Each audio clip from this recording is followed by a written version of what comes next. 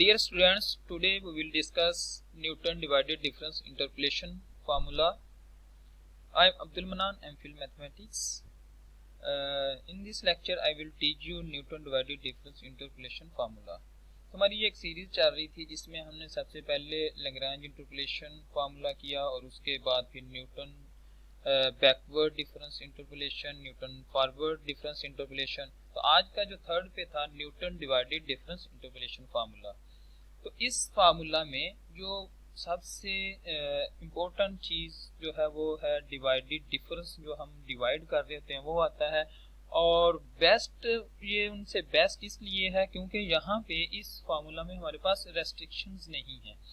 ये जो वैल्यूज़ हैं एब्सिसाज की, इनका यूनिफॉर्मली स्पेस्ड होना ज़रूरी नहीं है, जबकि न्यूटन डिवाइडेड और न्यूटन फॉरवर्ड और न्यूटन बैकवर्ड में ये एब्सिसाज अगर यूनिफॉर्मली स्पेस्ड होते थे तो हम यूज़ करते थे, अदरवाइज हम यूज़ नहीं करते थे। लेकिन इस मेथड में अगर यूनिफॉर्मली स्पेस्ड नहीं भी हैं तो हम इसको यूज़ करेंगे। और Newton forward backward Lagrange interpolation के जो वीडियोस लेक्चर्स हैं उनका लिंक्स डिस्क्रिप्शन में मौजूद हैं, आप वहाँ से देख सकते हैं। और फिर भी अगर कोई क्यूरी हो तो आप डिस्क्रिप्शन में दिए गए ईमेल आईडी पे पूछ सकते हैं। जी, हम इसको देखते हैं कैसे इसको यूज़ करते हैं Newton divided difference interpolation formula को, और किस तरह से पॉलिनोमियल फाइंड करते हैं। इसका जनरल फार्मूला ये है, हमारे पास आ जाता है f of x approximately p of x is equal to y naught. Y naught तो सिंपल है कि हमारे पास ऑर्डिनेट्स की फर्स्ट वैल्यू है, डाटा गिवन डाटा पॉइंट्स में से वाई नॉट आ जाएगा। अब बात करते हैं डेल्टा की। तो डेल्टा असल में क्या है, डिवाइडेड डिफरेंस है कि इनका जो y की वैल्यूज हैं उनका डिफरेंस और डिवाइड करेंगे एब्सिसाज के डिफरेंस से। तो किस तरह से कैलकुलेट करेंगे उसको अब हम देखते हैं।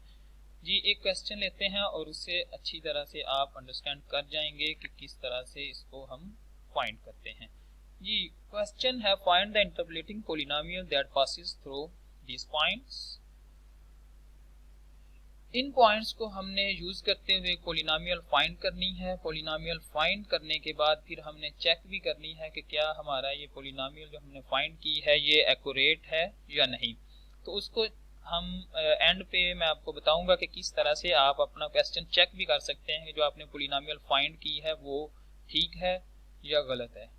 तो उसके लिए सबसे पहले हम क्या करते हैं कि जो गिवन डाटा पॉइंट्स हैं उनको एक टेबल की फॉर्म में लिख लिया, ताकि हम जब पुट कर रहे हों तो हमें डिफ़िकल्टी ना आए किसी भी किस्म की। तो इसलिए हमने क्या किया, x naught is equal to 2, x1 is equal to 3, x2 is equal to 4, इसी तरह से एक टेबल की फॉर्म में लिख लिया तो y नॉट की वैल्यूज आ जाएंगी। जी, अब इंटरपोलेशन में फॉरवर्ड हो, बैकवर्ड हो, न्यूटन डिवाइडेड हो या लैग्रांज इंटरपोलेशन हो, अगर हमें डाटा पॉइंट्स जो हैं 5 डाटा पॉइंट्स गिवन हैं तो जो पॉलिनोमियल आएगा वो आएगी 4 डिग्री की। और अगर हमारे data points mean n points given हैं तो जो पॉलिनोमियल आएगी वो आएगी अब हमारे पास n-1 डिग्री की। जी, इस फार्मूला में देखें हमारे इस क्वेश्चन में 5 पॉइंट्स गिवन है तो 5 पॉइंट्स जो पॉलिनोमियल आएगी वो आएगी P4 ऑफ x। यहाँ पे जो 4 है ये पॉलिनोमियल की डिग्री को रिप्रेजेंट कर रहा है, तो P4 of x is equal to y naught. Y naught तो सिंपल हम क्या ले लेंगे, ये वाला पॉइंट ले लेंगे। और इसी तरह से x, यहाँ पे जो x है ये है पॉइंट ऑफ इंटरपोलेशन, जिस पॉइंट पे हम इंटरपोलेशन कर रहे हैं। और x नॉट और इसी तरह से x1 जो है x2 आ रहा है, ये तो सिंपल ये वाली x की वैल्यूज हैं, यहाँ से हम वैल्यूज उठाएंगे और पुट करते जाएंगे। मेन काम जो इस फार्मूला में है वो है ये delta square y naught and delta cube y naught और इसी तरह से delta n y naught find करना। अगर इस फार्मूला में आप इस डेल्टा को कैलकुलेट करना सीख जाते हैं तो समझें आपने कंप्लीट मेथड अंडरस्टैंड कर लिया।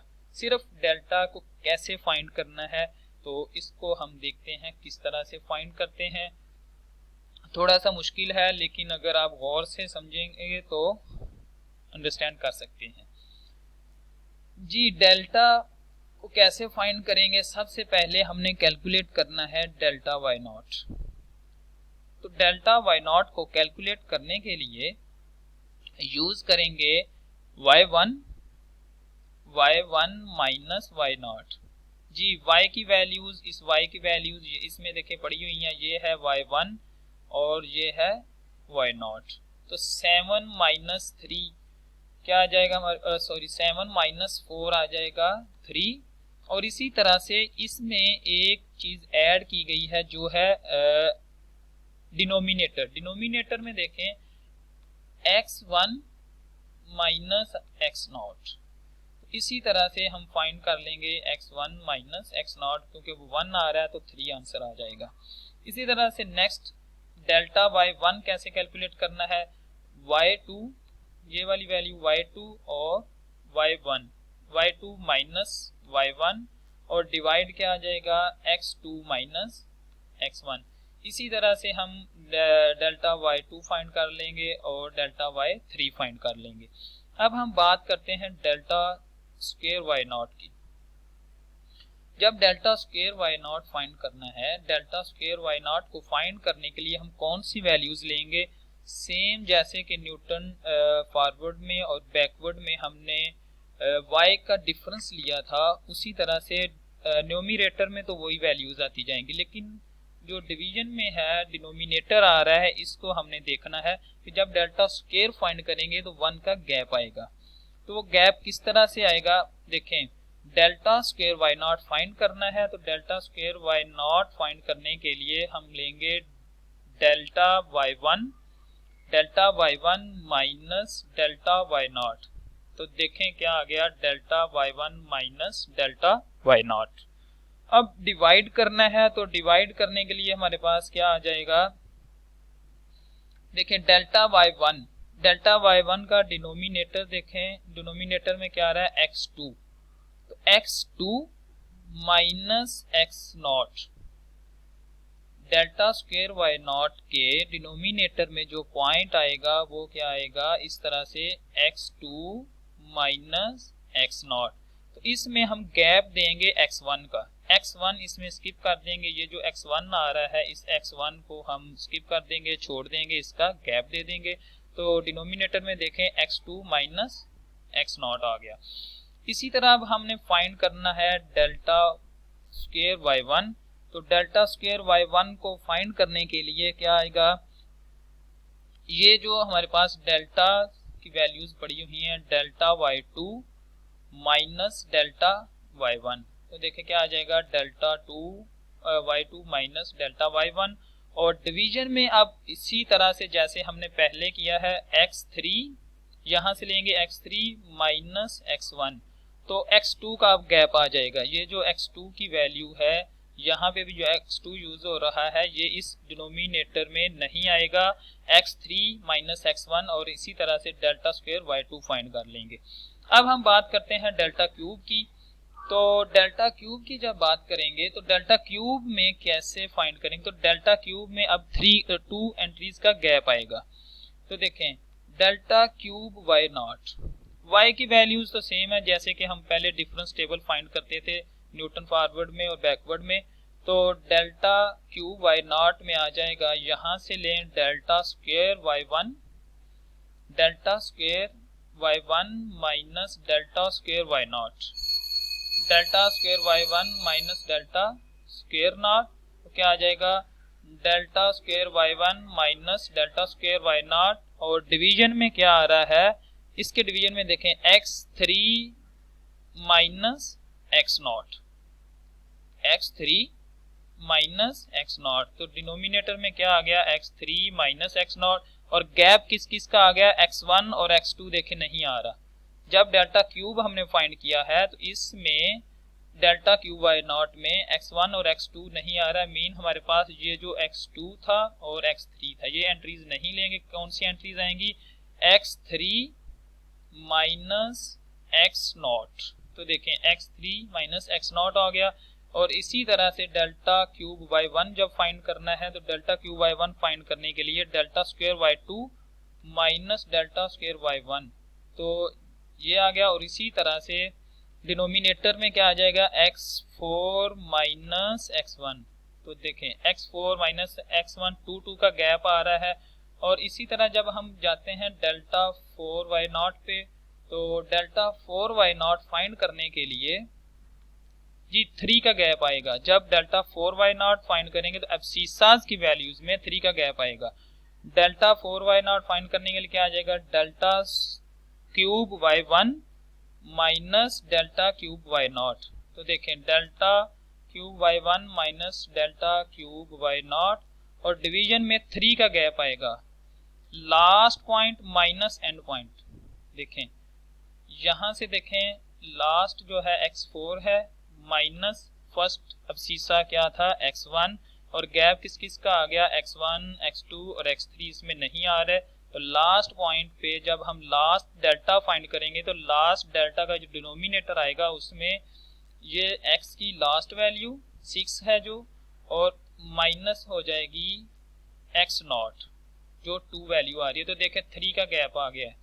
तो इसी तरह से ओवरव्यू थोड़ा सा मैं फिर अगेन बताता हूं आपको क्या है कि जब हम स्क्वायर फाइंड करेंगे 1 का गैप आएगा, जब क्यूब फाइंड करेंगे तो x की वैल्यूज में 2 का गैप आएगा, जब डेल्टा 4 फाइंड करेंगे तो x की वैल्यू में 3 का गैप आएगा। जी अब हमने कैलकुलेट कर लिया है यहाँ से, और वैल्यूज जो हमने लेनी है वो ये वाली वैल्यूज आएंगी 3। जब हमने क्वेश्चन में सॉल्व करना है तो क्वेश्चन में जो वैल्यूज पुट करनी है डेल्टा y0 ये आएगा और delta square y0 minus 1, delta cube y0 क्या आ जाएगा 2/3 और डेल्टा 4y0 ये एंट्रीज आ जाएंगी। तो हमने इन सिंपल के ये वाली y0 उसके बाद delta y0 delta square y0 और इस डेल्टा क्यूब y0 और ये वाली एंट्रीज लेनी है, बाकी वैल्यूज को स्किप कर देंगे। जी अब हम इसको फार्मूला में पुट करते हैं। तो फार्मूला में पुट करने से हमारे पास आंसर क्या बन रहा है जी, अब हम फार्मूला में वैल्यूज पुट करते हैं। तो वैल्यूज पुट करने के लिए देखें y0 की वैल्यू तो हमें पता है कि 4 आ जाएगी, और इसी तरह से जो कैलकुलेट की थी डिफरेंस टेबल में डेल्टा y0 3 आ रहा था, और उसके बाद x माइनस x0 की फर्स्ट वैल्यू पुट कर देंगे वो 2 है, और इसी तरह से प्लस डेल्टा स्क्वायर y0। तो डेल्टा स्क्वायर y0 में हमारे पास क्या वैल्यूज आ रही थी -1 और इसी तरह से डेल्टा स्क्वायर y0 की 2/3 और x माइनस x0 2 है, x माइनस x1 की वैल्यू 3 है और x2 की वैल्यू 4 है।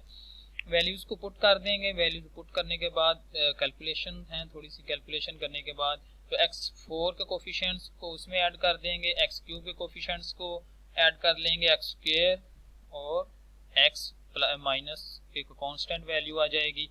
तो अब देखें हमारे पास 4 पॉइंट्स थे, तो किस डिग्री की पॉलिनोमियल आ रही है 4 डिग्री की। जी देखें 4 डिग्री की पॉलिनोमियल आ रही है। अब हमने इसको चेक करना है। तो चेक करने के लिए सिंपल ये है कि हम देखेंगे हमारे पास जो पॉइंट्स हैं x की एब्सिसास जो हैं वहां से कोई भी पॉइंट लेंगे। फॉर एग्जांपल यहाँ पे हमारे पास आ रहा है 2 है 3, 2 और 3 के दरमियान में से कोई भी पॉइंट ले लें, 2.5 ले लें, 2.1 ले लें। तो इसका जो आंसर आएगा पॉलिनोमियल में पुट करने के बाद, जब इसमें हम वैल्यू पुट करेंगे तो इसका आंसर आएगा, वो आंसर 4 और 7 के दरमियान में लाई कर रहा होगा। मीन y की वैल्यू करस्पॉन्डिंग वैल्यू आएगी y की, क्योंकि हमारा जो फंक्शन है वो है y = f of x। तो जब हम f of x है p of x है एक पॉलिनोमियल फाइंड कर रहे हैं, तो अगर हम पॉइंट यहाँ से पुट करते हैं 5.5 ले लें, यहाँ इसके मिड में से एब्सिसास की वैल्यूज में से 5.5 लेंगे, पुट करेंगे तो आंसर जो लाई करेगा 4 और 11 और 15 के दरमियान में लाई करेगा। तो देखें हमने एक पॉइंट पुट किया था। पॉइंट कौन सा पुट किया है 4.5 पुट किया। तो 4.5 पुट करने के बाद आंसर जो आ रहा है वो है 9.1953। तो देखें पॉइंट लिया था हमने यहां से 4.5, तो आंसर आ रहा है 9 पॉइंट समथिंग। तो हमारी पॉलिनोमियल बिल्कुल एक्यूरेट है। और मजीद आप इसको सुने और अगर कोई कन्फ्यूजन हो तो पूछ सकते हैं। ओके।